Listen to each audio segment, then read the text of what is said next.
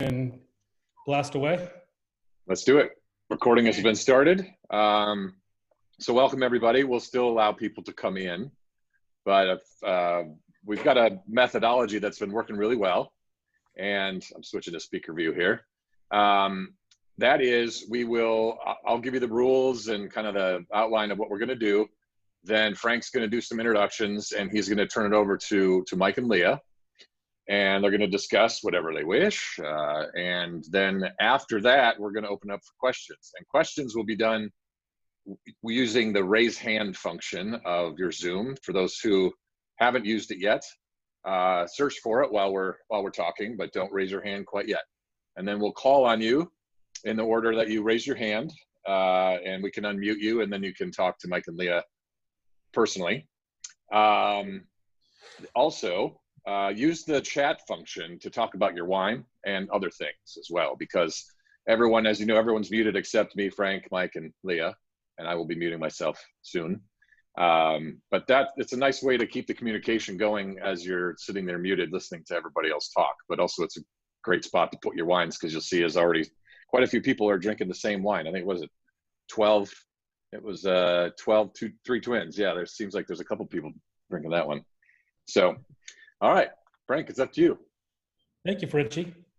And so to the 75 plus of you out there tonight, thank you for giving us time on what is 5 o'clock here in LA and 8 o'clock on the East Coast and some parts in between. Tonight is a unique night, as previously we've done these Zoom events with Reese and Rivers Marie and Kutch and some others. But this one is joined not only by the Wine Berserker family, but by a number of people from Leah and Mike's Instagram family. So we have a mixed audience, and I'm really thrilled about that. It's one of the things I was excited about as I thought about the afternoon and getting ready for this, and that is we're bringing more people together, and the diversity is cool for me to think about. So thank you all for being in the audience today and coming and experiencing Mike and Leah's craft. So moving on, let me just say a few things about Mike and Leah. In transparency, got to meet them for the first time within the past couple years. Met Mike for the first time about 15 minutes ago. But Leah, before that, as in a moment I'll mention how she's been supporting some charity work I've been doing. But I'm glad to have them on, and in a moment I'm going to flip it over to Mike, but just a little bit of history. And then Mike and Leah, I'll let you fill in if I've butchered any of this or you want to add to some of the things that I've said. So what I've learned about Mike and Myriad is that Mike's career began in '99, starting with an internship that he did for 7 years with Thomas Rivers Brown. Did not know that until recently. So we had Thomas on, I think it was last week. And I feel like this is kind of the Thomas Mike part 1, part 2, which is pretty cool. That internship lasted 7 years. And then in '05, Mike, I learned that Myriad was born. And then in 2006, you went out on your own and started making the wines under your Myriad label. Following that was the wines of Quivet and Ancillary. And I understand Quivet was your first client, of which there are several now, much like Thomas. You probably need someone like Leah to keep track of where you need to be and when, and help you with some of the decision-making with that, because you can't do it all by yourself. So eventually you went on to have an ownership role in Quivet, if I understand that correctly, as well as with Ancillary and Mark Carver. The Quivet and the Myriad wines are anchored in primarily Cabernet and Syrah. The difference is slight only in that one of them has a white that's Semillon and one of them has a white that is Sauvignon Blanc. And the vineyards are all different, except that there's a little bit of sharing with Los Madres, if I got that right. Good. So far, so good. I'm going to get an A for today, hopefully. 99%, just about everything you make is single vineyard designated. So I think your philosophy, which you can talk about, is to keep the terroir paramount and not obfuscate that and get that lost with a bunch of other things. So let the vineyard talk and designate the vineyard on the bottle. Is that accurate? Correct. Yeah. Okay, good. Good. And then with Ancillary, will you move away from Syrah and Cabernet and you focus on and bring forward Pinot Noir and Chardonnay? Correct. Primarily from Carneros and Russian River, right? Yes. Okay, good. Well, and also Sonoma Coast, Petaluma Gap. Okay, good, with Sunchase, right, and other things. Yeah, exactly. It's, there's some of those vineyards you can be classified as Sonoma Coast, Sonoma Valley, Petaluma Gap, so we designate them Sonoma Coast. Good, thank you. Thank you for clarifying that. Well, essentially because, the Petaluma Gap became an AVA a couple years ago. Right. So we haven't really updated the labels to reflect that. We'll give you credit for that tonight. Yeah. And then in closing, excited to also learn that a favorite of mine since way back when I met Kelly Peterson, and all of the tremendous bottles of Switchback Ridge Petite Syrah I've enjoyed off of Peterson Vineyard. It's great to hear that you're working with them now, because Kelly's got a fond place in my heart, and I've always loved the wines off the property. Yeah, they're great people. Yes, they are. Yes, they are. In closing, I also want to thank you and Leah for the past 2 years. You have lended a hand with your craft to support my charity, and many of you in the Wine Berserker community that have been on for the past 2.5, 3 weeks. You've noticed a theme here. Part of the people I've selected to come on and talk about their craft have been people that have done so much for me and for the domestic violence issue in Southern California and Orange County. So Leah and Mike, thank you for supporting Faltacular last year and this most past February, really large format bottle for the garage, which did so well. It's the generosity of the wine community and folks like you that make this a better place. And so Thank you. All the hard work you've done and for helping, thank you from the bottom of my heart. Thank you. So with that said, I'm going to stop talking, and for the 82 of us that are on, I'm going to kick it over to Mike and let you take it away. All right. Hey, Mike, can I say something real quick? Sure.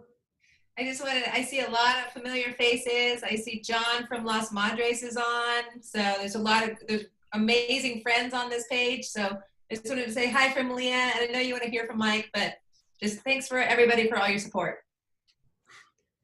Oh, we're going to make you answer some questions too. Yeah. Don't you worry. I'm just drinking. Yeah, whenever, like on that note, it's kind of a running joke with Lee and I. Whenever I go to charity auctions or I have to get up and speak in group settings, she'll always be on my side, and I'm like, "You need to say something." She goes, "No, you're good at it." So yeah, you're on the spot now. Mike, before you start, Mike, somebody that's close to you, I'll reserve the name. I describe you because I wanted to kind of just know who you are as you come into the session today, and the person said Mike is a what you see, what you get kind of guy. So what's there is authentic and real, and so I'll enjoy listening to you today, and Lee as well. Oh, thank you. Yeah, first off, I'd like to thank you, Frank and Todd, for all the effort you put into putting this together for us as a community. As you know, I don't post on Wine Berserkers. Leah will occasionally. I used to post a long time ago on the Wine Spectator board, going back 15 years. But I am an everyday, sometimes multiple, 5 times a day lurker. It's part of my everyday routine. And for various reasons, I learn a lot. I see trends. I call it the crystal ball in a way. That you can see so many things that how people like, whether it be, I was following the styrofoam thread recently. I hate styrofoam thread, and stuff like that. And, I want to say like, yeah, but, what if your wine cooks? I hate styrofoam too. But anyway, so there's a lot of things in there that I really enjoy it. It's a great community. It's lots, and, especially when it was founded after the Robert Parker, stuff, as we all know about it with the advocate board. It was a bunch of fresh air. So I just want to thank you for that. Back to Leah's comment about faces, I see a ton also. And I think how that comes into play with how we built Myriad, starting in the 2005 vintage, which was bottled in 2007, where we made 50 cases of Spring Mountain Cabernet Sauvignon from the Spring Mountain vineyard. And John Painter, as you see logged in here from the Los Madres vineyard, had a little big vintage back in 05. And he's like, "Hey, Mike, you want a little fruit and you can pay me after you sell it?" And I'm like, "Hell yeah." So John started that with me when I was at Nicholson Ranch, because Nicholson Ranch was a big purchaser of Las Madres Syrah. Sorry to interrupt you, Mike, but John, if you want me to unmute you at any point, just let me know, okay? All right, John? You're muted right now. All right, go ahead. Yes, Oh, I am? we're gonna get to a little bit of a Las Madres discussion, because I have that one of those wines open. I'll keep you unmuted, John, just in case you want to participate in the conversation. All right. Oh, sure. All right. Yeah. So yeah, going back to what Frank was talking about, back in 1999-ish, maybe 2000. By the way, I'm a huge wine nerd. We'll kind of get into that, how I got into wine. But back in 2000, I was on the Wine Spectators forums. And back then it was very difficult to get some of these California high-end Cabernets. And so I posted an ad, because had great access to Burgundy and Italian wines, Piemonte mostly. And I went on there and I said, hey, this is what I got. Who's got some California cult wines to trade? And that was Thomas answered my ad. He was at Turley as assistant winemaker at the time. So we started horse trading, back and forth. I'd get a shit ton of Turley. That's one of Leah's favorite wines back in the day. Still loves them. We don't drink them as much as we used to. And I'd send him wines. So how that friendship developed was purely based, like, we never met, never talked on the phone. We would just ship wines, and there was no trepidation of reciprocation, or like, when's my wine coming, or, all this kind of stuff, no tracking numbers. We kind of just made it happen. And finally I believe it was 2001, 2002, Leah and I came to Napa. We were frequently coming to Napa. In fact, the first time I brought Leah to Napa when we met in college before we graduated was when was it, honey? 89? 90? Don't give out our age. Anyway, so we would, I grew up in 2019. We can poll on that if you'd like. Yeah, so I lived just right over the hill in Santa Rosa, a place called Rincon Valley. It's about 20 minutes from here in the 70s. And my parents, I'm sorry, I'm kind of rambling, but my parents would tow me around when there was only like 9 wineries in Napa, and they would take me when they went tasting and whatnot. So I've always enamored by this area. So we came with our friends down in Napa. I emailed Thomas, and it was during harvest, right in the tail. I bet it was like early November. And I'm like, hey, can we come do some barrel samples at Turley, which is not open to the public here in Napa to the day. And he's like, yeah. So we went in there. He was a little banged up from harvest, of course, but he gave us some time, took us in the barrel room, and started doing barrel samples with us. And of course, the ladies were not spitting. Long story short, got a little tanked, and Thomas was like, hey, I'm going out on my own. Would you like to come work a harvest? And I just laughed. I'm like, yeah, right. I was working for my parents, and I got a couple weeks vacation a year. And Leah looked at me and she goes, you should do it. And I'm like, well, maybe I should do it. And that was the catalyst for coming down and working for 3-week stints at Nicholson Ranch and Outpost, the old Outpost, before there was, the expansion there. And I'd stay at Thomas's house, and went to a few interesting parties and loved it. So those 3 years was, the building blocks of, I never thought I would ever move down here and become a winemaker. I made some home wine at home. I used to go out to this vineyard, a guy named Rick Ross, and make some Riesling and some Sauvignon Blanc from his home stuff. And I'd make carboys of wine and enter them into the state fairs, and I won a couple ribbons. No big deal. But I worked with my parents when I got out of business school. Leah and I met at Oregon State, and I helped them build a delivery business for 10 years. And my dad retired and sold it. And the new management came in, and I wasn't too enamored with it. So I looked at Leah one day. Well, first I was badgering Thomas. I'm like, hey, what do you think if I moved down there and quit my job? He was scared shitless, because we had 2 young kids. They were like 4 and 6, I believe. And And I'm like, no, I'm serious. I want to move down here. And finally go, okay, you got a crush job for $12 an hour at Nicholson Ranch. And then I gave my 30-day notice. Leah gave a 60-day. So there was actually 30 days I didn't have to work. And I took the kids to school, and I actually watched every episode of Sopranos, slept in. I don't know if you remember that. But we sold our house, put it on the market. Unfortunately, it sold in 7 days, or fortunately and unfortunately. So then we had to move into a condo. And then we sold most of our stuff. We loaded up the U-Haul, literally. Leah drove it down. And I followed her about a week or so later, and we rented a house, and I worked the 2004 harvest at Nicholson Ranch.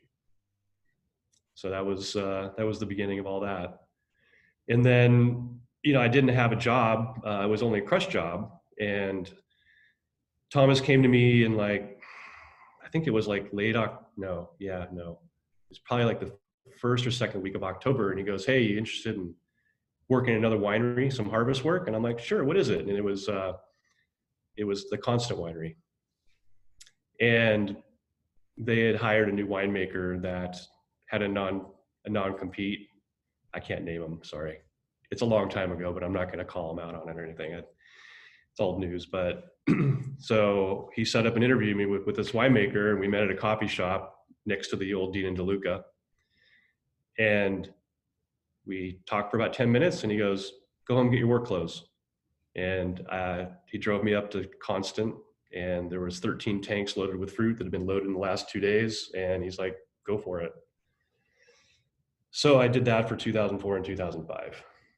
And then I took a full-time position at Nicholson Ranch in 2006, running the winery for Thomas. And then that was kind of the history of that. That's kind of where it all kind of came together in the beginning. Very similar in how your trajectory and stuff like that, isn't it? Yeah, it was really difficult, because I was still kind of going part-time at Nicholson Ranch. And so I'd go to Nicholson Ranch early in the morning, and then I would drive up to Constant, top of Diamond Mountain, and then I'd go drive back down to Nicholson Ranch in Carneros, and I'd drive back up to Constant. And I was all by myself. It was just me, 13 tanks, and a press, a pump, and a tub and screen, and a shit ton of rain with no cover. I don't know if Leah remembers this, but I actually started wearing my hunting clothes, my duck hunting stuff, so I would actually stay dry. But Mike, what did you make in your very first vintage of Myriad? Was that 06? Yeah, 2005 was our first vintage with Las Madres Syrah, and Leah was working at Spring Mountain Vineyard at the time, and the vineyard managers asked if we were interested in any fruit. And so we said, sure. And we didn't have the intentions of starting a brand. We had no name. I started Myriad. This is something maybe a handful of you that have tasted with me before know is I created what I called a resume wine. Because I was working for other winemakers, I felt like I had to have my own product or resume. So instead of saying I work for so-and-so and I've done this and so, I was going to make my own wine. And if people ever wanted to drink it, I could say, I can do this for you. And that was back in the day when the Wine Advocate Bulletin Board was really on fire. I don't know if you guys, I know some of you guys here remember Gary Goldman. He, of course, right? You're part of the group, Kevin Jones, who else? And so what we did, they came and tasted with me at Nicholson Ranch, and someone posted a thread on it, and it kind of blew up. And we got to each other, and we said, why don't we start a brand? And so we did. And we, of course, everyone has a hard time finding a name. I joke with Leah, she wanted to call it Pilgrim, and I'm like, no, it's not going to be Howdy Pilgrim. And label too? I Yeah. heard that. Yeah, so we bottled Shriners in 7, and then finally came up with the name Myriad. I was reading a book and I saw the name Myriad, and I thought it was appropriate because I was a little concerned about how much attention was being put on, and the term rock star winemaker that was being born and whatnot, and the amount of people that really make it all happen for us. And so we called it the Myriad, which actually means 10,000 in Latin. Cost us about 10 grand to make the first vintage with fruit barrels and glass. And we didn't have capsules because we couldn't afford them because there was a 10,000 capsule minimum order. So we waxed our first 2 vintages with black wax ourselves. And, slowly but surely the name Myriad has been more associated with, myriad of colors or the myriad of things. So its definition is morphed. But for me, it was the myriad of people that do it. The vineyard workers, the cellar workers, the delivery drivers. I mean, everybody. We're all in it together. And so that was the basis for that. So those original bottles of going back into the mid-decade, have you tasted any of those recently? Yeah, I had a customer bring a bottle of the 2005 to Liquid Assets in West Hollywood about a year ago, and it was tremendous. Wow. I still have, I think, 10 bottles left in our library. That's a whole other topic of our library. We can discuss that later, but it's more of a financial discussion than a need to drink my wines of yesteryear. But it was an amazing block up there in the old property called Chevalier. So Spring Mountain Vineyard was divided and was purchased by putting 5 properties continuously together that actually all operated as their own winery at one point. And this was the old Chevalier piece. So then now you've launched the brand and you've got the Shiners in 07, if I understood you correctly. Yeah. What was one of the rocket ship moments where you had to pause and say, wow, this now became real for Leah and I? What were some of those, 1 or 2 of those? Well, first off would probably be, we didn't have a website. We didn't have a website, right? Did we have a website? Okay. We didn't have a POS system. So everything was faxed in. Okay, I remember that. Yeah, so the release went down at 6:37 in the morning, right? Our time. And the fax machine started blowing up. And we didn't know quite how to react with that. Maybe it's dollar signs you hear, or maybe it's like, what the hell's going on? What do you attribute that to, Mike? What do you attribute that, that blast of orders right away to? I attribute it to, that group of LA people that were very influential at the time. And what I've always felt is, building a wine brand, the number one by a large margin is word of mouth to the day.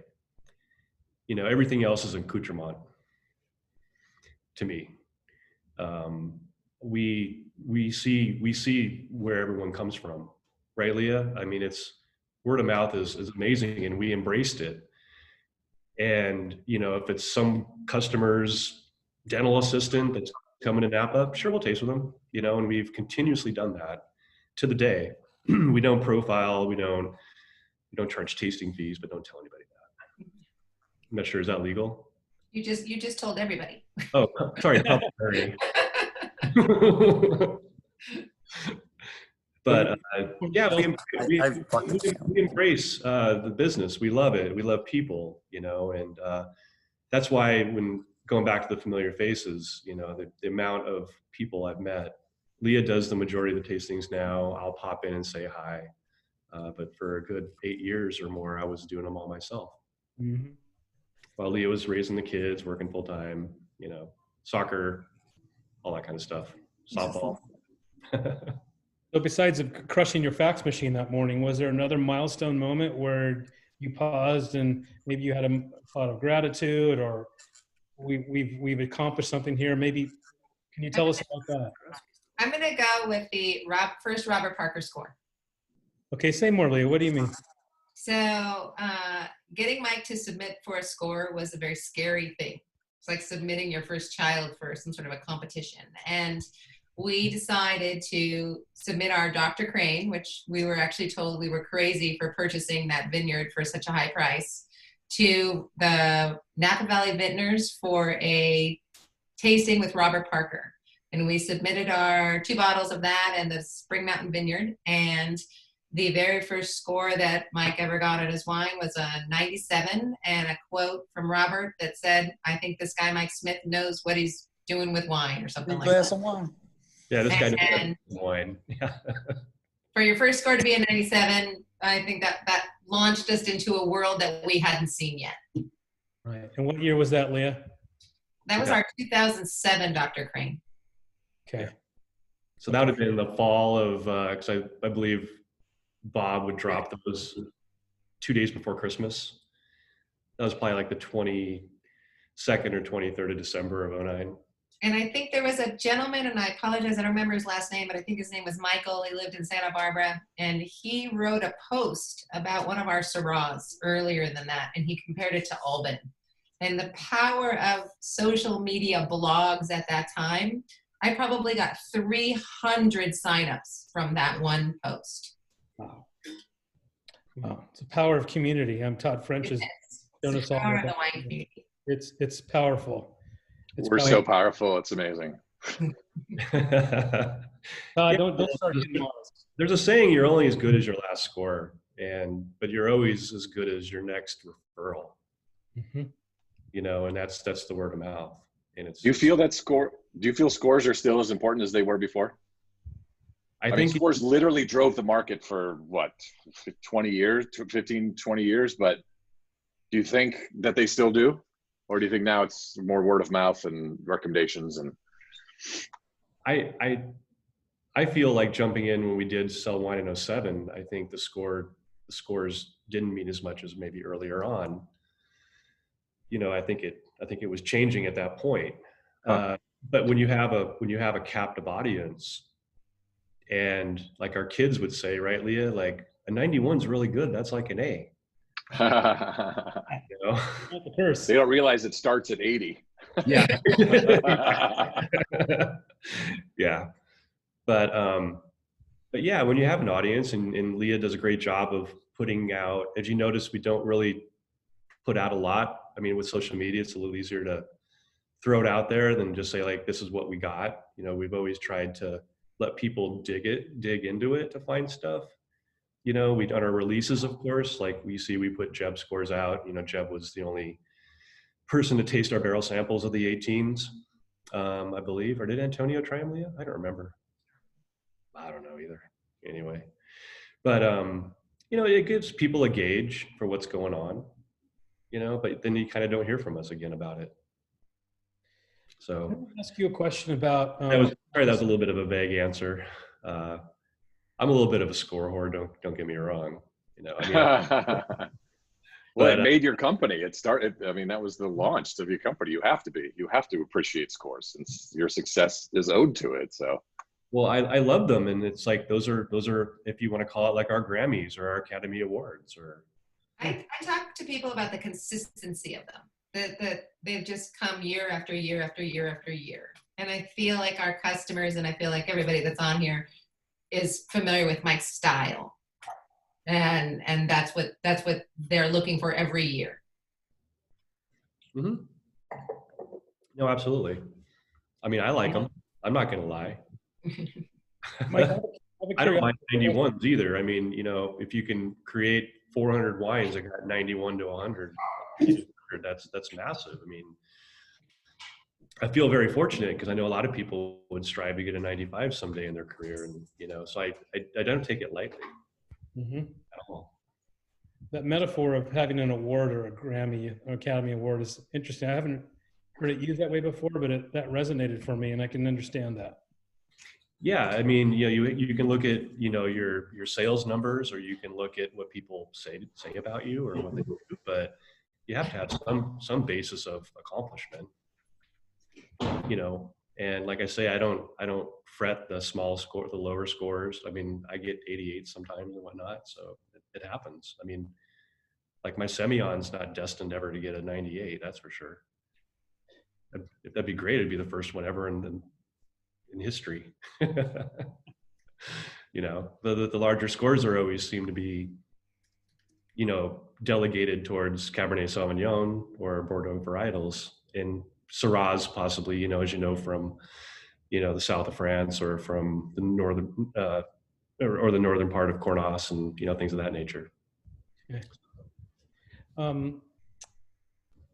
I ask you a question about mentorship and the impact that people have had in your career? And I know that you interned under Thomas for a period of time and you got to work around him. What did you learn from him? Patience. Don't overthink it. Mhm. Stay calm. Like Thomas. It's not easy to do. Anxiety can get the best of you. But for every action you take or reaction, there's another problem that might come up. And so you get, back to, like, we can talk about, terroirs and great vineyards. And, when it comes with vineyards, you have to talk about great farming companies. And then you have to talk about owners that become part of our family, and so it's a contiguous, situation Mm-hmm. that we have to be involved with. Yeah, I continue to kind of hear in your remarks this premise, this idea of community and how people are linked together Mm-hmm. and remembering those connections. So that's informing your style. I think having 88 people on a Friday night tells you a lot about what you've created here. Yeah, and the one thing, if you guys have seen my back label, creating the most natural and expressive wines California can offer, that's a fact.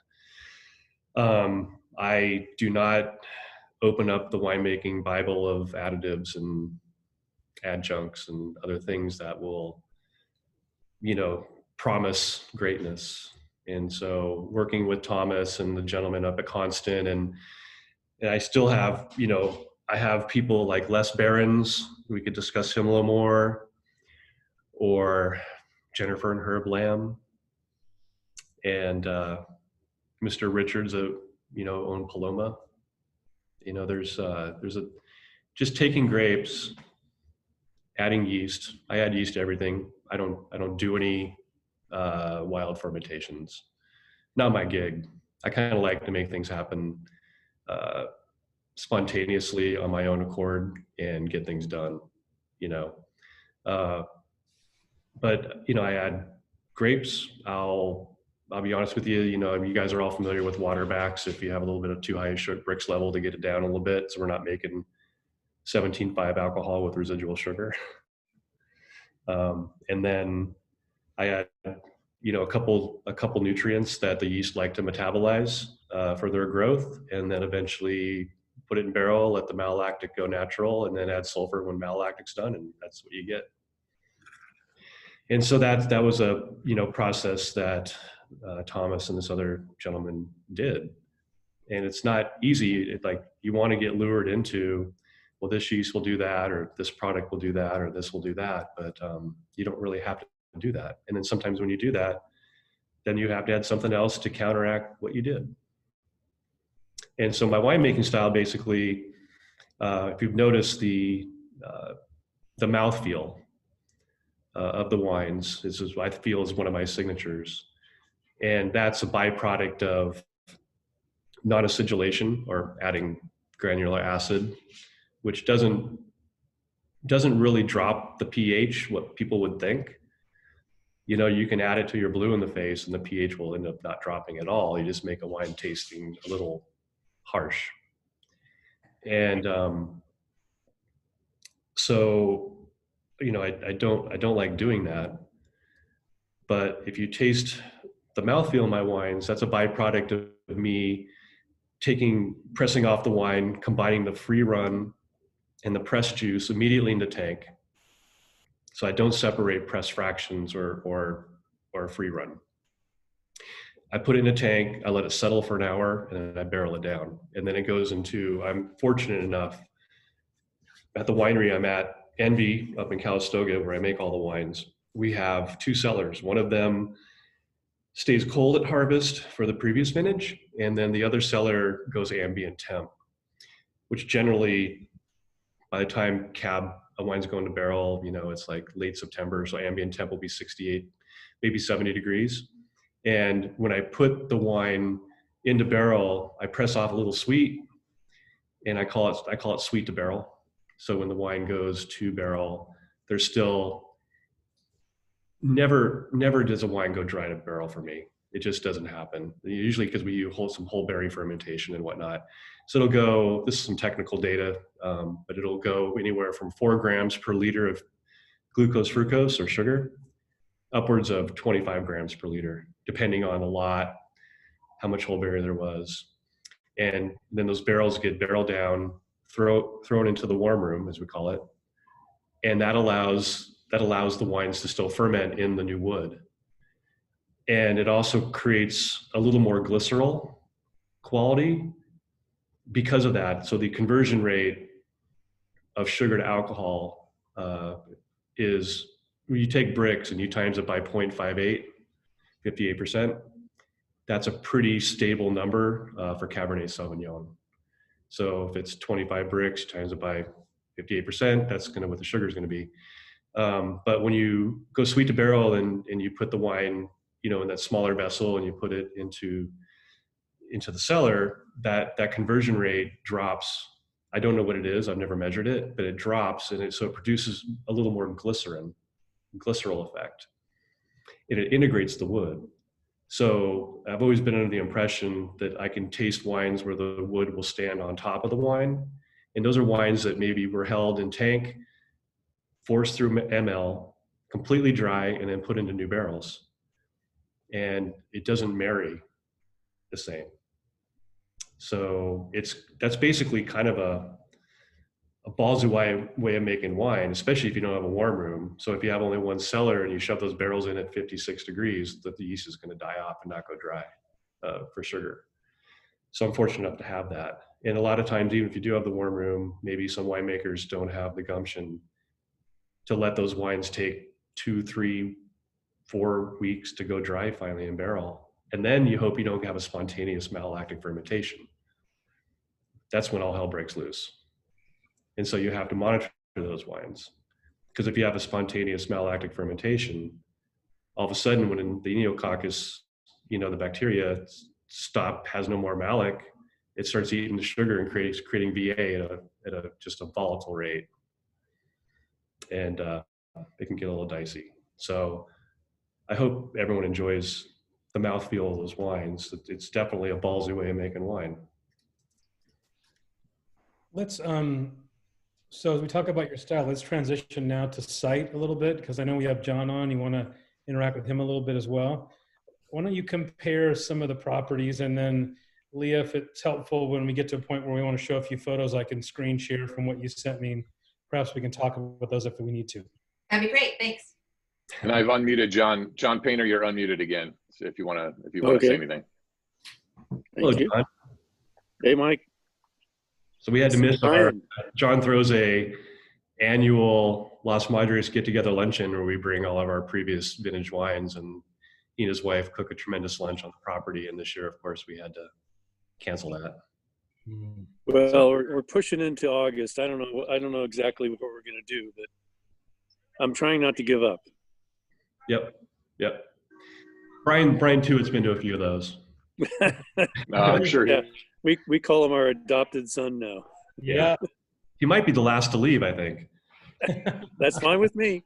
Yeah, he's shaking his head. I like it. Why don't we talk about Las Madres and your history in terms of what it's meant to you and kind of where it's at in terms of the wines as you make them today? Yes, I just poured myself some 2017 100% whole cluster Las Madres. This was picked pre-fire. Yeah, it was pre-fire. Yeah. 5 days. Yeah, it was a hot year. 5 days, yeah. Skin of our teeth, right? Yeah. Yeah, so going back to John gifting me that fruit to start my first vintage. I got acquainted with John because the Nicholson Ranch was making Las Madres Syrah. And so in 2000, was it 4 or 5 when we started experimenting with whole cluster at Nicholson Ranch? Remember? I think the first vintage was 2003, and that was pretty straightforward. Thomas didn't designate it. I don't think there was much whole cluster in it. I think 4 might have been the first year. Yeah, and so we would get, I mean, my memory doesn't serve me well right now, but maybe we get 6, 7 ton, 8 ton from John. And we would start experimenting with foot treading in the picking bins. So the bins would be delivered. We foot tread it, and then we ferment them in those bins, just cover them with visqueen, just like a T-bin. And we did various percentages, 30, 50, 75, and 100, you know. And as it turned out, I always thought the 100% was way better. And with the foot treading, we didn't, a lot of the berries didn't get broken up. So there's a little carbonic maceration in that. So my first vintage of John's wine was destemmed because it was so little. And then in 2007, I believe, can't remember, but I started doing 100% whole clusters. I still make a destem version for Myriad. I make 100% whole cluster version for Myriad. And I make, for Quivet, Cellars, it's 100% destemmed. The vineyard is, in fact, John, why don't you talk about your blocks and. Maybe Frank has some photos. Yeah, like, you know, how it was planted, the names, and stuff. Yeah, so in 99, Gene and I bought Las Madres, or we bought the property that became Las Madres.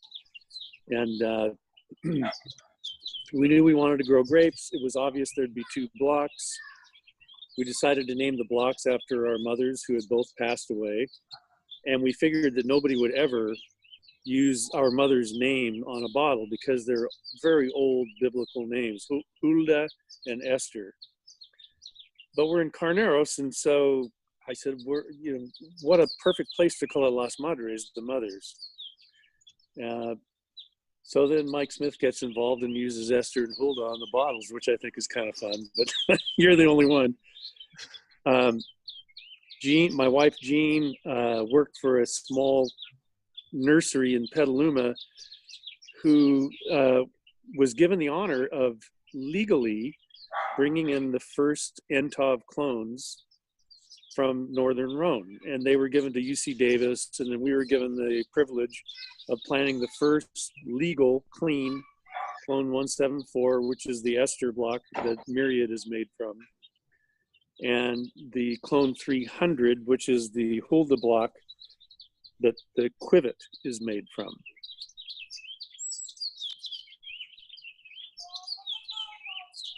Yeah, and so I decided to, you know, designate them differently. We got 2 different clones. The ester block sits on a hillside. The Hulda block just kind of sits on a flat. And because with Quivet Myriad, I thought I'd just make 2 designations. The 100% whole cluster Las Madres is a combination of both. And then foot tread, of course. And it's, I don't think anyone knows this, but I usually like 2 barrels of it. And it is basically put into 2 brand new Sari barrels. So the 100% whole cluster Myriad, when you drink it, is 100% new oak. But the Sari barrels are called immersions. And so instead of being fire bent or heat bent, they're water or steam bent. And when you do that, it leaches out a lot of the wood character. So it makes it a less impact brand new barrel. And I also use those. So when you get the Semillons, will be 25% new oakish or less, depending on what I make. And I always use Sari immersions. So Quivet Sauvignon Blanc, same thing. The Semillons are all those. And then those barrels get, of course, I introduce a new barrel every year. It goes back into the used inventory. And so it's a succession of the same Sari barrels. So I don't waver from that. But the one thing I found interesting about the 100% oak clusters using the 2 new Sari barrels is, like, I don't think I also follow Cellar Tracker heavily. I used to post on there. Hopefully I see a slew of posts tonight. I go on there for various reasons, but we'll talk about that later. I don't want to stray off of this, but I've never seen anyone really say, like, that's a really oaky Syrah, Mike. Even at 100 with 100% oak cluster, that wine balances that new oak right away, huh? Yeah, and being a low impact, you know, water immersion Uh-huh. barrel. Right. Right. Yeah. Yeah, and I learned that working in Nicholson Ranch. We used to use a lot of Syrah and the Chardonnay, and you can just notice, like, difference between Francois Frere and other barrels were hugely impacting the wines. This was always very subtle. A nice little veneer of oak, as I call it. So we've moved forward with John now. What are we in, John? We're in our 16th vintage. With Myriad and Quivet, my God. So everybody knows, You got to get the fingers out and start counting. I don't have that many fingers anymore. Let's see. Our first vintage was 2002. You came on in 2005, and you've been with us ever since. Mhm. So do the math. You are the person who's been with us the longest consistently. Definitely, we've been with, and we've done business with a lot of winemakers, a lot of really interesting winemakers. It's my grandson Sydney and his best buddy Ronan. Here we go. Okay, guys. So anyway. You can act. Oh, they're actors at best, Anyway, it's been a very long, great relationship, and very happy with the wines that have come from the vineyard, especially Mike's. When you start a vineyard, especially if you're somebody like me that I basically jumped off the dock and learned how to swim, you don't know if you're going to produce a $7 bottle of wine or a $700 bottle of wine, and that you can land in any sweet spot and accidentally find land that would create something that is savory and wonderful is a total blessing. You're not looking at the guy who's going to take credit for it other than I was here. And of course, that's part of the game, as Mike will tell you. You got to show up and you got to play the game. And if you're lucky, which we have been here at Las Madres, you will have people create wines that people covet. And thank goodness that's happened, and it's helped us stay on the property for 20 years now. This is our 21st leaf, if you can believe that. It's crazy. Yeah. Wow. It's also a very organic approach John takes. He's recently retired. He used to fly commercial airlines all over the world. Congratulations. How's it doing? How's that treating you? My job was really terrible. People told me I had to fly to Paris for dinner. So I do miss the job. Yeah. But the vineyard likes it better. I'm here more.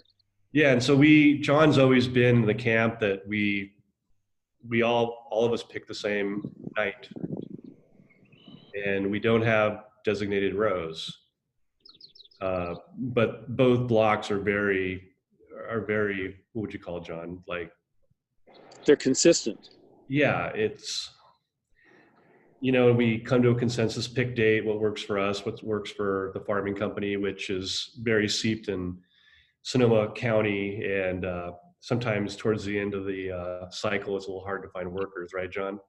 Yeah. We're scrambling, and I feel, sometimes it's nice to work that way. It's the only vineyard I work with outside of Halcon where I don't really call the pick date, and it's kind of nice to have some of that, especially towards the end of the years, just mellow out. Yeah, well, thank you. And it takes a level of trust to be able to do that. And so I'm very happy that I don't call Mike when the grapes are unripe and say, I think we need to take these off. I learned that lesson by year 2. That was Thomas Brown that taught me that lesson. So. Yeah. And I actually, John, I think you've recognized this. I don't spearhead the pick date. No. I let the younger folks that, like, I don't know if you guys have had Belhara and Benevolent Neglect, Matt Nagy. These are all Thomas River Brown people. Yeah, and so I kind of I like to see the banter on what they do in the emails. Yeah. And they have a little more time in their hands, and Hey, Leah. you know, Hi, I'm trying to show them on the chat where people ask them what to talk about. I'm trying not to look at the things. No, Okay. not yet. Not yet. No, not yet. Because Right.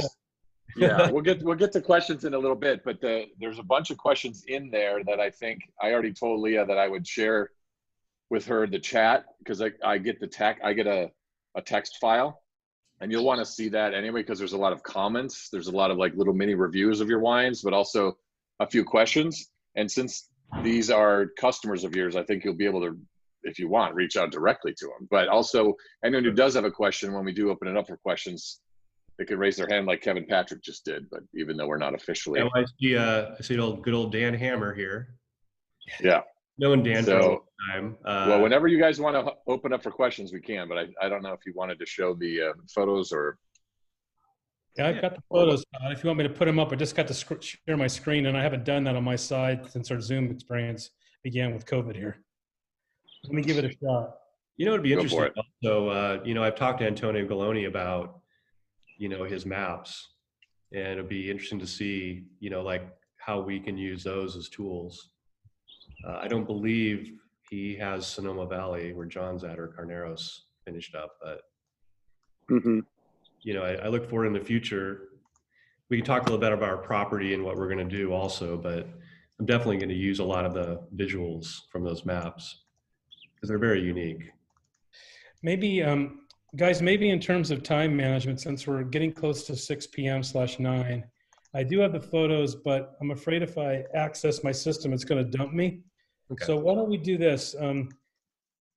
Mike, thank you, John, by the way, for contrasting, because this is probably the longest relationship I'm going to guess that you have, Mike, in terms of your vineyard relationships. Outside of I've Anchor. Yeah, that says a lot. Oh, and Tom Kennefic. So, I mean, I started with Tom Kennefic in 2006 with Quivet. There you go. So there's another long one you have as well. So you've got You these. see a lot of people come and go, you know, and I try to stick with, you know, good people and good farming and consistency. So, yeah, thank you, John. I appreciate it. Thank you, Mike. Yeah, Mike, maybe with the last, maybe like 7 or 8 minutes, and then we'll be at top of the hour. We can do Q&A. Why don't you just talk about the Cabernet sources and maybe do a little bit of compare and contrast, and then we'll hand it over to Frenchie and he can help us with questions. Yeah, absolutely. You know, so I started with Spring Mountain Vineyard and then Kennefic Ranch for Quivet. Quivet and Myriad used to have a Spring Mountain Vineyard wine together also. It was, you know, vinified separately, different oak programs. That project went away after the devastating 11 vintage for various reasons. But yeah, so, you know, I developed a relationship with Andy Beckstoffer in 2007 with Dr. Crane. And then in 2007 with a brand called 12C with Georgia 3rd. And I was scouting these vineyards and I was seeing what I was looking for. It was rocky content, well-drained soils. And, you know, back then the fruit was a little less expensive. Now I don't call it expensive because it makes great wine. I have no problem, you know, with what I pay for the fruit at all. But, you know, back then it wasn't, people thought it was expensive, and it's like, I didn't think it was expensive, but it was nice to build a relationship with Andy. You know, he's an amazing farming man and farming company. He also takes care of his employees. You know, it's a family thing for him, and we have that in common. And then in 2008, I started a relationship with Round Pond. In 2009, I started with the Three Twins that you're drinking. 2009 was the first vintage of Three Twins. I was introduced to Rick Talmadge, who has a brand, Stone the Crows, and I was offered 1 acre of his 3 acres. It's a 337 clone, planted in 2005 or 6, and I've been with him ever since. And then slowly, you know, started adding on other vineyards. Las Piedras became open. So I grabbed that for Quivet in 2012 with Andy.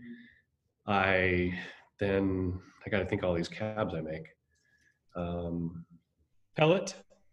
Yeah, Pellet. Pellet was a vineyard that Nils Vengi was making the wine. He's a co-owner of Envy. And so I snagged a piece off of that. It sits on Vallejo Road. So if you start from the west and head east, not quite that way, but it seems that way. It goes Las Piedras against the bench, straddling Silver Springs Creek. Then about,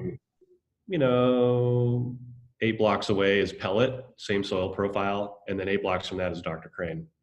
And so it's all in the same alluvial rock wash from Silver Springs Creek that comes out of a really steep canyon off of Spring Mountain. And, as you know, we started the Elysian brand in 2012, which is, we don't call it the Reserve for Dr. Crane, we call it Elysian. And then we started the Empyrean brand for Georgia III. So that created 2 different wines from those vineyards.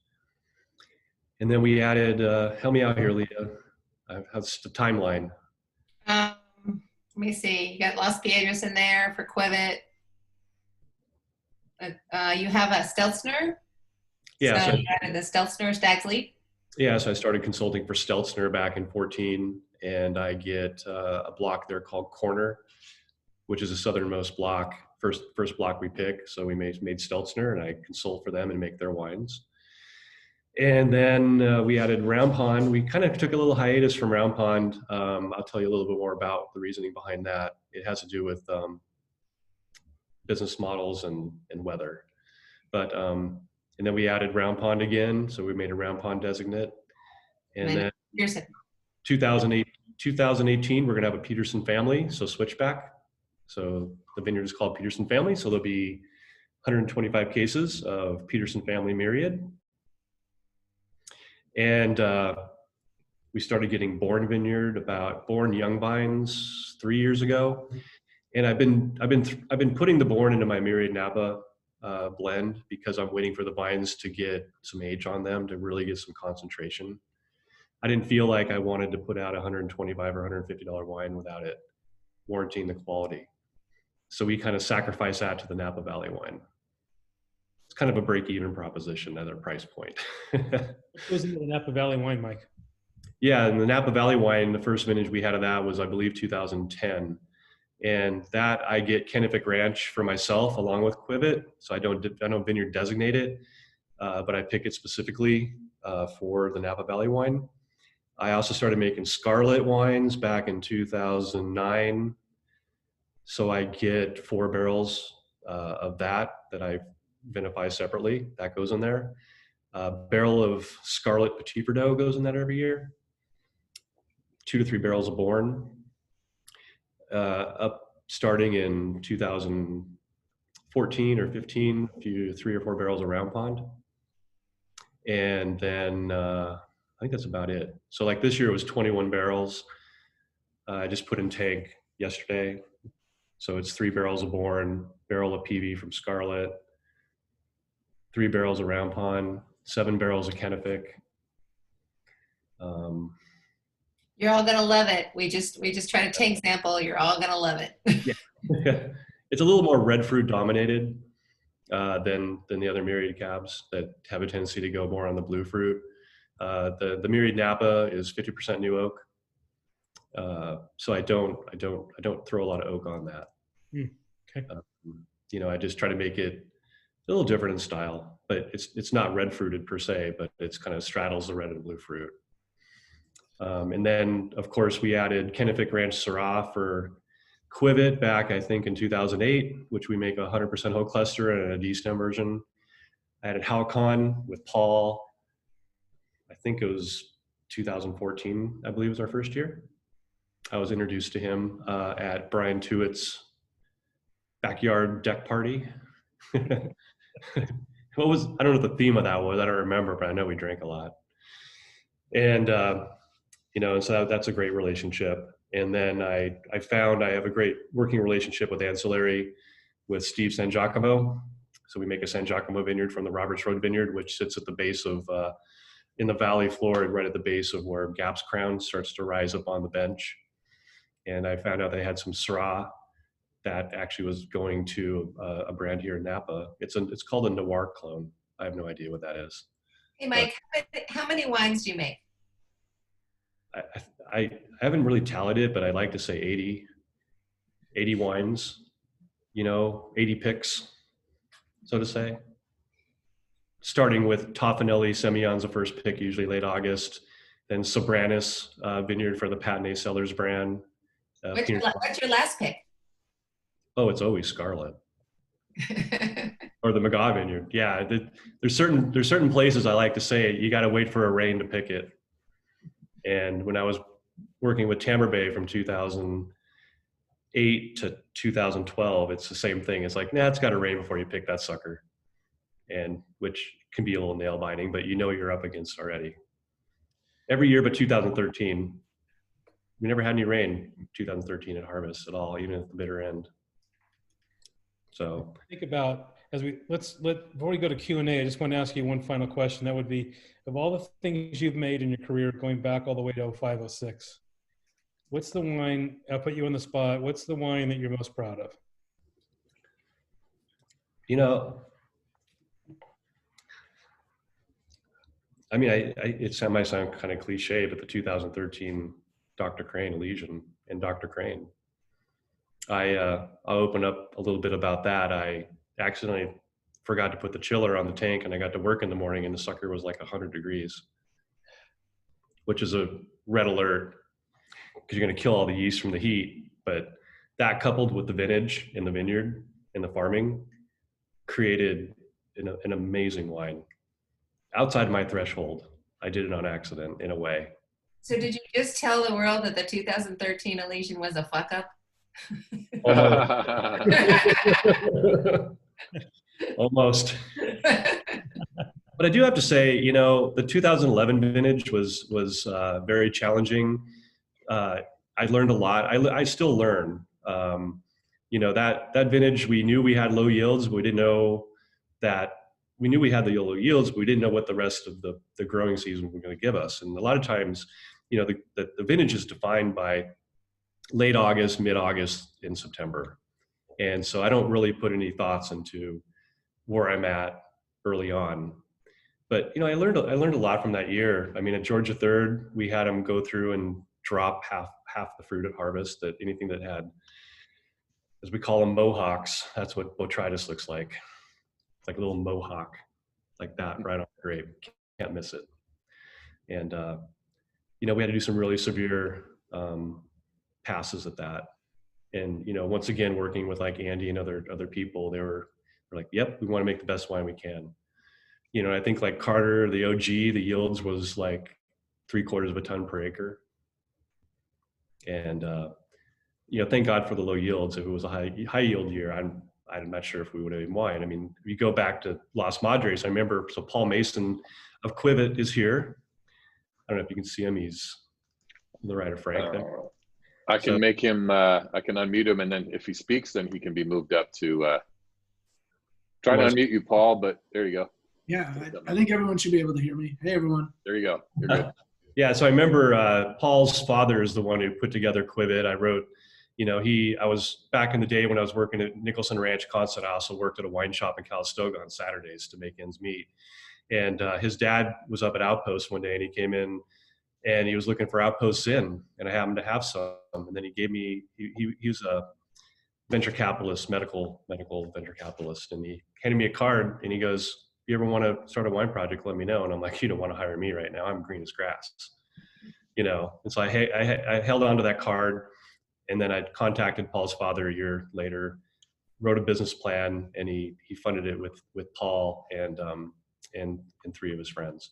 But going back to the 11 vintage, I remember calling Dwayne and saying, when it all hell broke loose and it was breaking loose and it was raining, and I think Las Madres, John, was like 20 bricks, and it was like it was October 10th or something, and I remember telling Dwayne, I'm like, I don't know if we're gonna make one. And then of course everything stopped. Yeah. So all you drinking that, it was a miracle because the rain stopped. Botrytis through like John's great farming, Andy's great farming didn't really impact Dr. Crane. It barely impacted Georgia 3rd. And the rain stopped. I think the skies cleared, and I call them sugar winds. And, now we call them fire winds, unfortunately. But, it basically, those like Santa Anas that you get in South California kicked in and dried everything up. and we actually picked amazing fruit. I mean, Three Twins, I actually did a water add to it in 11, and I think I picked it like third week of October. So, you know, we were saved by the wind in that vintage, and then 17 we got our asses kicked by it, of course. But yeah, that's kind of. We have the gift of luck in 13 and the hard work and the wins in 11 and. Or 14 when we picked everything by the end of September, you know, and you know, and then you have years like 17, as you all know about the heat spikes that we had, which were intense. It was the hardest harvest I ever had on a crush pad. It was just broiling.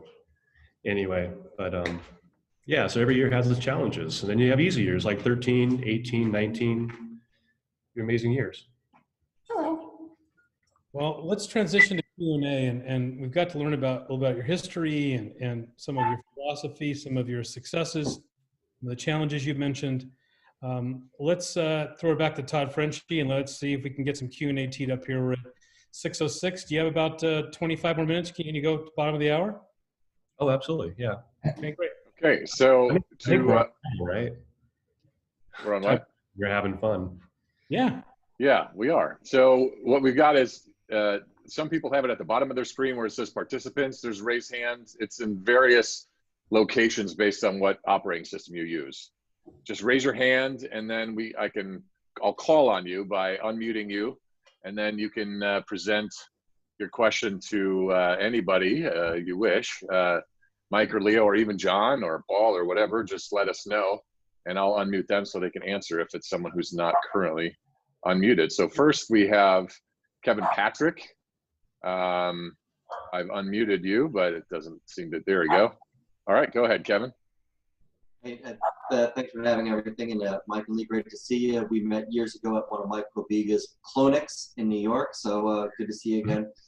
What inspired me to raise the hand was when you were talking about mouthfeel. I'm drinking the 2012 Myriad and a 2015 Salt Vine. So, Mike, if you want to talk a little bit about the Salt Vine project, I'd love to hear your thoughts on that. And specifically, when it came to mouthfeel, there's no question Myriad has a distinct mouthfeel that I love, and that's why I buy your wines. But this 2015 Salt Vine has a different mouthfeel, and it's very reminiscent of Scarecrow, which again, I hope you take as a great compliment. Just an absolutely brilliant, soft, silky, smooth. So are you doing anything different with the Salt Vine? I understand it's going to be different vineyards, different grapes, but if you want to talk a little bit about that, I'd love to hear your thoughts. Yeah, and so the Salt Vine project is two different blocks from two different a block from two different vineyards. The first one is Georgia 3rd. It's the E block, which is right next to the Camus Winery. It's one of the cooler sections of the vineyard. It's clone 15, and it's a vineyard that it's a block that I pick it sometimes 3 weeks after blocks B1B, B2A, and A2 on the east side of the trail. It's got a little thicker soil, and then the other block is Round Pond, 11A, which is right across the street. That sits in another cool section. So I think what you're picking up on is a little more acidity, more hang time, and whereas the other, which Myriad do you have, Kevin? 2012 regular vintage Cabernet. Oh, right. One. Yeah, and so that mouthfeel that you're picking up in the Myriad Napa is a lot. Back then that was a higher percentage of Kennefic Ranch. No born. I'm not sure I had PV yet in it. So I think that's the way you're picking up on. And the Salt Vine being just from those cooler blocks creates a little more minerality. That's one thing in the E block at Georgia 3rd. That was first crop we got off of that was young vines was 3 years ago. And the one thing is a distinct minerality in that block that you pick up. So that's what it is. Well, thanks, Mike. Just so it's absolutely brilliant. I bought the most I could. It was 3. So Thank you. Thank you. Okay, so next is Ankush, and I'm unmuting. I do it twice for some reason. Maybe 3. There we go. Nope. Try again. Ankush, there you go. You're Fantastic, good. thanks. You're good.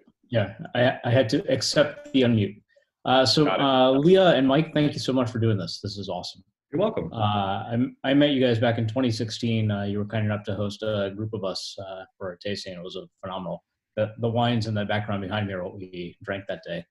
And I think we came in fortuitously that afternoon right after Antonio came in. So there was a lot of stuff open that may not have been opened otherwise.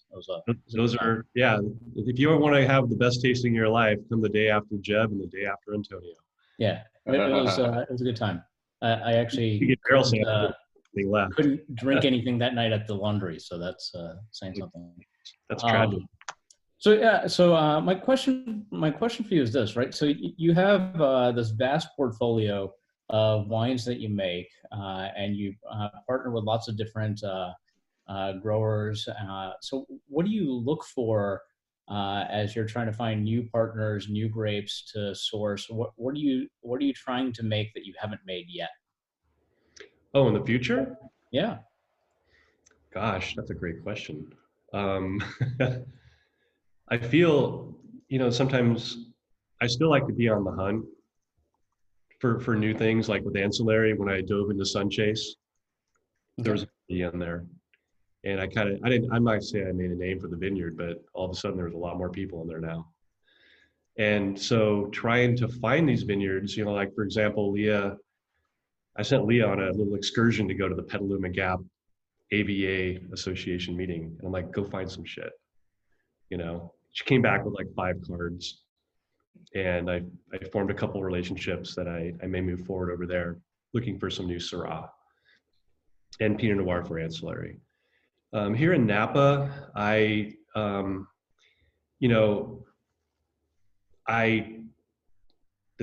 want this to come across as I don't want to work any harder, but I mainly focus on the Valley floor anymore. I really don't have the manpower for myself. I don't have any employees. Well, yeah, I have Leah, but she's not an employee, she's my wife. Yeah. So when I do all my own sampling, I call my own picks. I don't really have time to go to like Atlas Peak or, various places on Mount Veeder or way up in the hills of, Spring Mountain. Now, a lot of times in the morning, I'll go off right when the sun comes up. I go sample 10 vineyards and try to get to the winery by 9 o'clock so I can start monitoring pump overs. I write my work orders before I go for the winery, but I do all my own additions at the winery. So it's a hands-on approach that I have. I don't like to have people adding things to my tanks without me being there, and I do them myself. So as far as the Valley Floor in Napa goes, I've kind of penetrated, honestly, what I want to do. I want to stay, Mold's Vineyard for Becklin is the farthest south I get, and that's Oak Knoll, even though I believe it's in Napa Valley. It's not actually in Oak Knoll AVA, and then I go all the way up to Kennefic Ranch, and then I go, across the valley from, Dr. Crane, Piedras, over to Scarlet on the east side. I'm looking at a new vineyard this year. I was sent an email from a friend of mine. It's a vineyard that sits across from Bella Oaks and just to the east of Staglin that was going into BV for many years. So I have a meeting in about a week and a half to go look at that. And, I've been looking at some Luke Morlay's estate vineyard in Oakville. And I don't really ever dive into anything. I'm not really always searching for new things. I see what comes my way.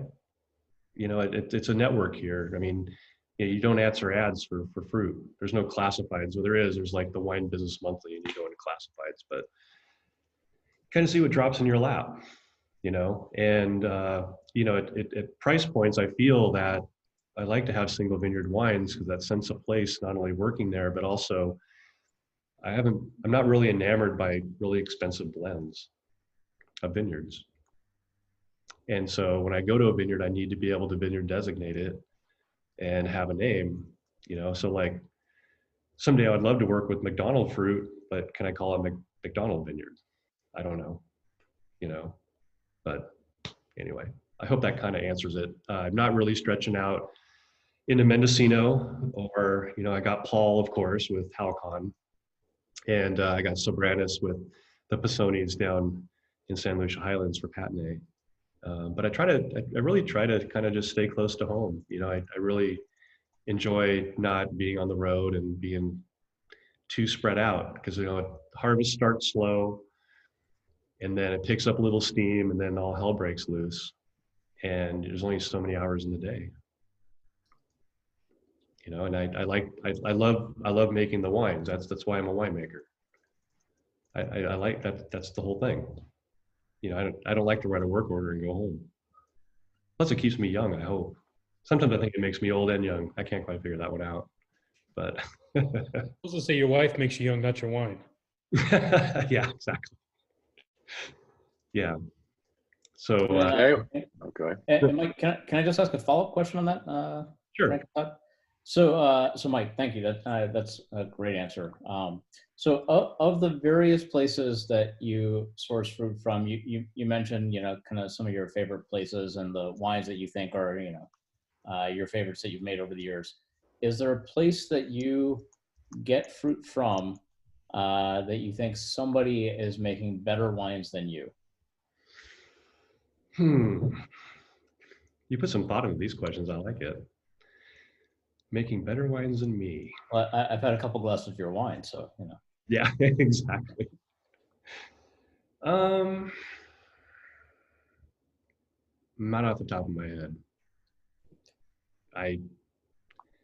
I mean, I feel like I'm making the best Tocolons for Carter. I feel like sometimes I'm making the best Piedrises for Quivet and Carter.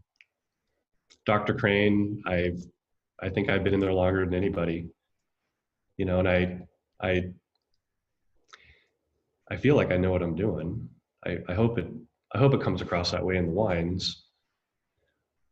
I might have phrased that wrong. But then again, not better than you, but stylistically different. A different expression of the same grapes.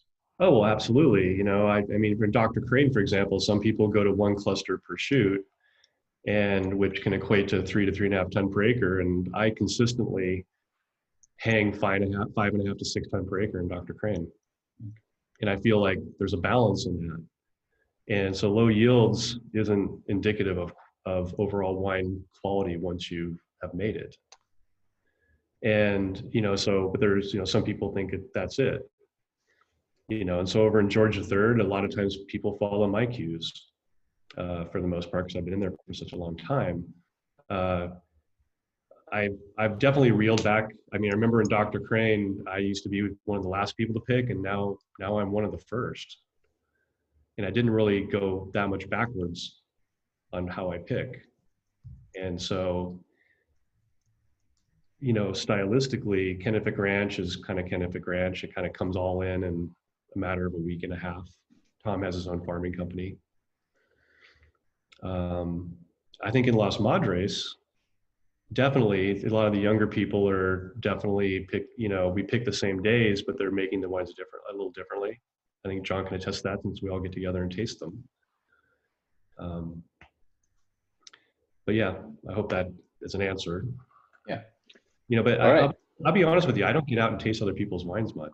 I don't visit other people's wineries and do barrel samples and get together, and I don't buy wines and compare them to mine. I try to keep very singular in what I do, and be consistent. And people that know me can attest to that. I feel like when I go to other people's wineries, I don't want people to think like I'm trying to find their secrets or anything. Sure. I'm very individual in what I do. Yeah. All right. Thank you, Mike and Leah. Oh, you're welcome. All right. Now, next is my red wine guys. My red wine guys. You are unmuted. Hey, guys.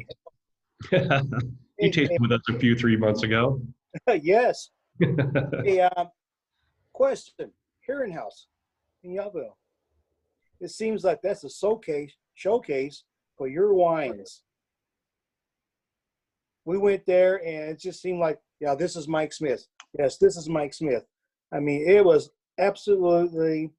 Of course, Leah gave a great sample of the wines you produced from Myriad, But I tell you, I didn't know all the other vineyards that you were working at that time. So is this your just benefit of your making the wine, or is it your brainchild? I got this one, Mike. I got this one. Yeah, Leah's got this. So Heron House is the tasting room collaborative, and it's owned by Allison Stelzner and the Stelzner family, who Mike makes the wine for. So when she decided to open up a tasting salon in Yountville and asked if we would be a part of it, I mean, the answer was wholeheartedly yes. It's a beautiful space, and it gives us a wonderful opportunity to taste not only the Myriad, but other Mike Smith wines. So when people heard that she was going to be having a collaborative tasting room that were Mike's clients, it was kind of a no-brainer to be able to showcase your wines there. So we're super fortunate to have that. It's a beautiful space. We'll welcome everybody to come back after COVID is gone. We'll be back. Okay. All right. Next is Scott. Scott, you are unmuted. Yeah. Hey, Mike, Leah, when do you think? 2 questions. When do you think Napa will reopen? What have you heard? And then secondly, do you think you'd ever do a Peterson family Merlot under the Myriad label? And it better be open by July for our trip. That's the plan. Yeah, so the Napa County Health Department put out a release yesterday that they opened up the golf courses. Good job. And Scott loves to golf, I know that. Both you guys, right? Yeah. Yeah. LA's not open yet. Oh, yeah, we're open. And then construction work and gardeners. But there was no insight in regards to restaurants or tasting rooms. And so what do you think, Leah? I mean, Hoping in mid-May, maybe. There's only like 45 cases here. We're very fortunate. Yeah. And it seems like there's not large crowds in the tasting rooms, at least the smaller one. Well, I'll tell you what's definitely going to happen is, as you'll probably all have, is you're going to have social distancing in restaurants. So if you have 100 capacity, you're going to be at 50. Right. The tasting room, you're going to be 6 feet apart at the tasting bar or the tables. And so, just like the supermarkets, it's going to be that way. And I don't know how long it'll be that way. Not my forte. I do have people starting to book in late June. Everybody seems to be hoping by late June we're up and running. So let's hope for that.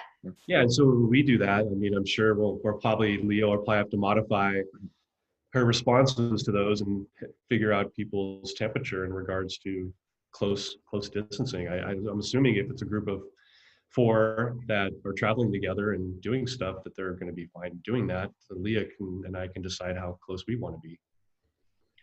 And okay, switchback Merlot. Yeah, so Andy, didn't you want me to make a Merlot? Isn't this something you used to ask me a lot? Yeah, I remember that. Years and years and years ago. So Scott, I don't know. Maybe. I mean, if I was going to make a Merlot, I mean, you got to pick like Paloma, Switchback Ridge, are 2 of the most marquee Merlot vineyards that I can think of that you can actually buy fruit from. Merlot is tough to find. So I guess I'll have to talk to Ray and Kelly about that. Let's do it. And then I know everyone wants to hear about the new project, then I'll let you talk about your property. Yeah, and so Lee and I bought an acre 3 right in the city limits, south city limits of Calistoga. We're the first property in the city limits. Had 2 old houses on it. We rented those. I rented one of the houses to one of my coworkers for $500 a month for a year and a half. And then we rented the other one to a buddy that I've known that used to go back to the Turley days in Nicholson. And he's not in wine, he's more of a fab guy, fabrication and whatnot. And then unfortunately, Lee and I finally demoed both those properties in January. So now we got dirt and a shitty pump house. And we were signing up with Napa Valley Select to start a replant.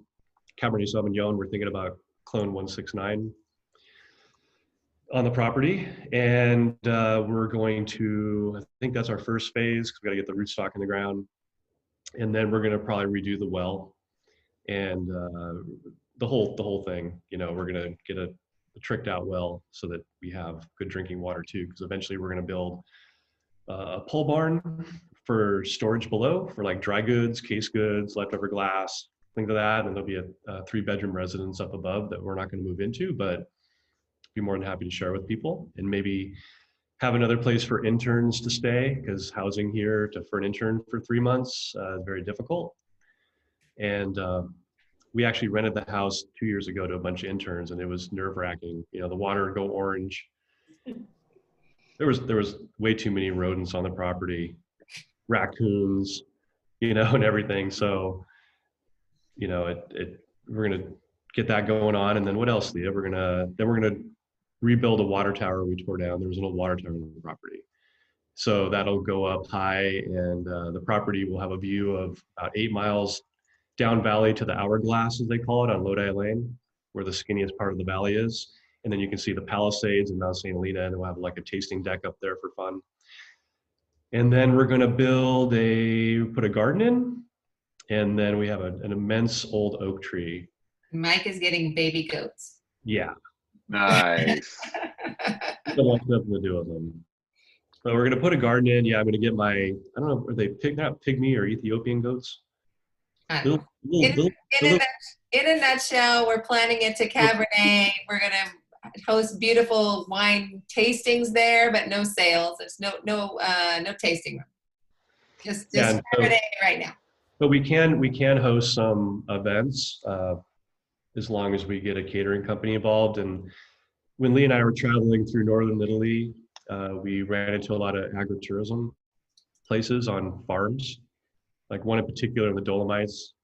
You're trying to dodge cow patties while you go out and have dinner in their place.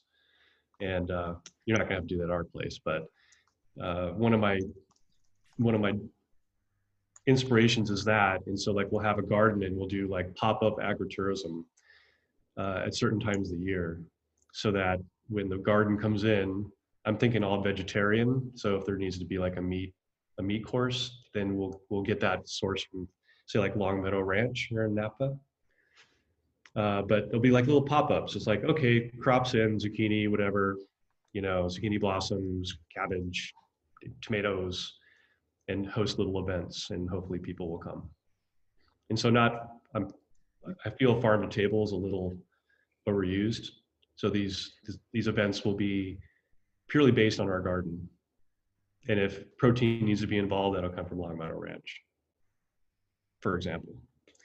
And it's going to be kick-ass. All right, we got one more question. This is from CC. Oh, you're unmuted. That's me. That's Julie. Sorry. You always have a different. Family You account. always have a different Family name account. I give it to my sister. Go, Julie. Her initials. So anyway, thank you so much for doing this. This is excellent. And Frank and Leah and obviously Mike. Thank you so much. So anyway, what I was going to ask about is related to clones. You know, obviously Pinot Noir clones make a huge difference. Cabs clones do make a difference, but that's an area that I'm less educated in terms of clones for cabs. So I imagine you talked about some of the clones in the various wines that you had.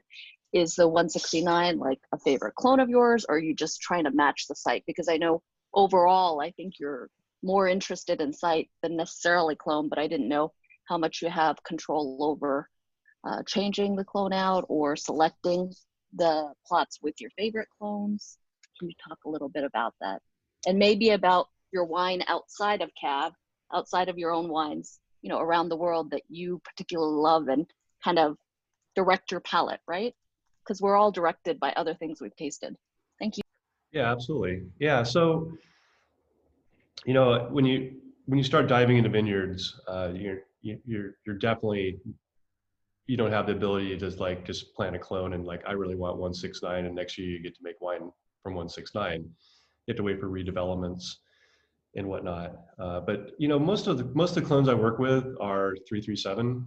A lot of Beckstoppers 337, Dr. Crane's 337, and 3 of the blocks I work with Georgia 3rd are 337. E blocks 15 and then B2A, which got replanted, was clone 4.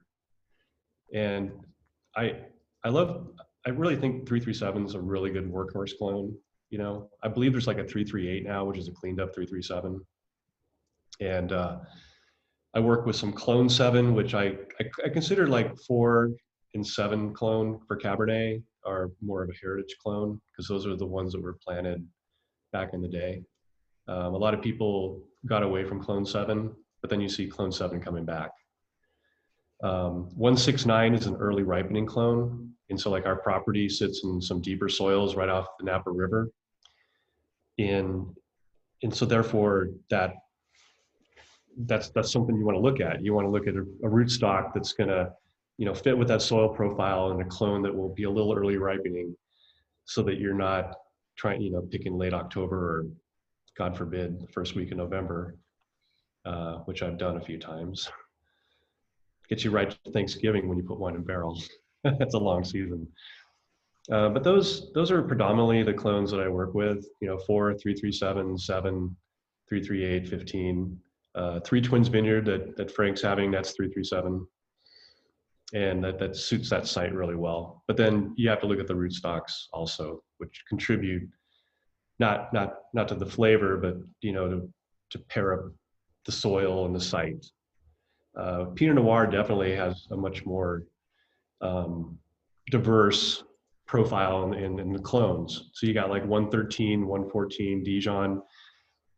I would not personally get a block. I've been offered some blocks of vineyards, and it's like, what's all 113 or 114? I'm like, no, I'm good. You got any 115? You got any 667? Pomard, you know, or some heritage clones like Swan, you know, or Calera and other things like that. But like it's up at Sunchase for ancillary cellars. With Sunchase, I work with 667, 777, or known as 777, and then 828. And, you know, it really creates they're so different. You know, the 828 clone is rumored. I think Mark Carlisle did a seminar, did a post a long time ago. That 828 clone, true 828 clone, is actually the clusters will grow up like vertical, and then if they get heavy enough, then they'll droop down, and that says it's true 828, and it makes a wine that borders on dark rosé, and it ripens fairly late, and it's rumored to come from Gary Andrus. I don't know if you guys remember Gary Andrus on Pine Ridge and Archery Summit. He was known to suitcase shit over trench coats. Actually, he was a little bit of a wild man, and so, you know, there's guys want to do some geeky research on 828. You know, you hear about DRC clones, or this is Latache, or this is that, but 828, you can almost go to him that actually is Latache, and he snagged and brought over. But yeah, Pinot Noir clones and Syrah clones, I think, you know, like I believe, you know, I get some Alban from Halcon, and then John's clones are, I don't remember, John, what are your clones? Anyway, 2 different clones. They make different wines. But yeah, so I don't have the luxury of telling people in a replant, like, hey, Mike, you know, if someone wanted to lease me an acre and plant it for me, and I sign a 20-year lease, then I'd be able to pick the clone. So you're kind of at the mercy of what the farming company wants to do. But I love 4, 337, 7. 7 makes more red fruit. 337 and kind of straddles blue fruit, red fruit. 15 kind of can make a little more minerality, and it's a really interesting clone. So hope that answers your question. Okay, all right. And Frank, you want to unmute yourself so we can get you to close things up if you want? Yeah, thank you. So, yeah, man. And Mike, thanks for being on with us tonight and helping us continue this series.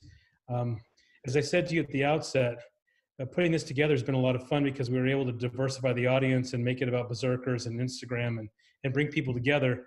And the turnout was amazing. You've got 60 people that have hung on now with you for 90 minutes. Yeah. I mean, the discussion and asking questions. And for me, it's people's brand and what they're known for. These are the moments when you can measure that. because they follow you, and the passion and the way you treat them, they pay you back because they come follow you. So thank you for that and for and being on with us tonight. Yeah, you're welcome. It's been fun. Thank you. I love talking about wine. I could probably sit on here for another couple hours.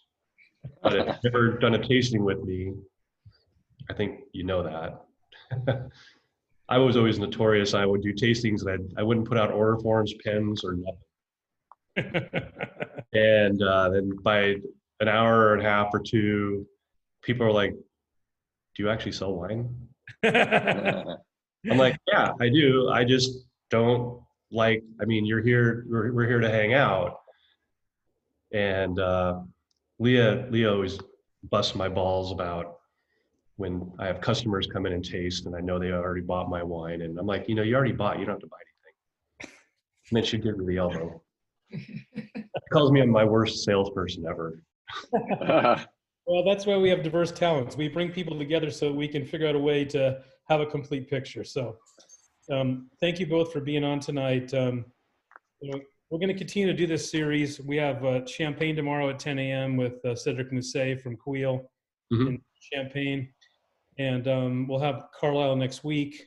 So we're trying to find a way to give people a chance to come together, to fellowship, and to beat this friggin' crisis and come out the other side better people. So thank you very much tonight for being on. Leah, thank you. Thanks, guys. Yeah, we missed everybody, and it's definitely different. It's strange not to have done a tasting for like a month, right, Leah? Month and a half. Yeah. Appreciate what you have. So guys, thank you for building this together with us. And we're trying this is 3 weeks in for us, but Frenchie, you've done a good job here. Thanks for moderating tonight and keeping us all on the train on the tracks, buddy. And everybody have a great weekend. We'll see you tomorrow. Have a great weekend. Thank you so much. All right. Bye, everybody. Be safe. Bye, everyone. God bless. Come see us soon.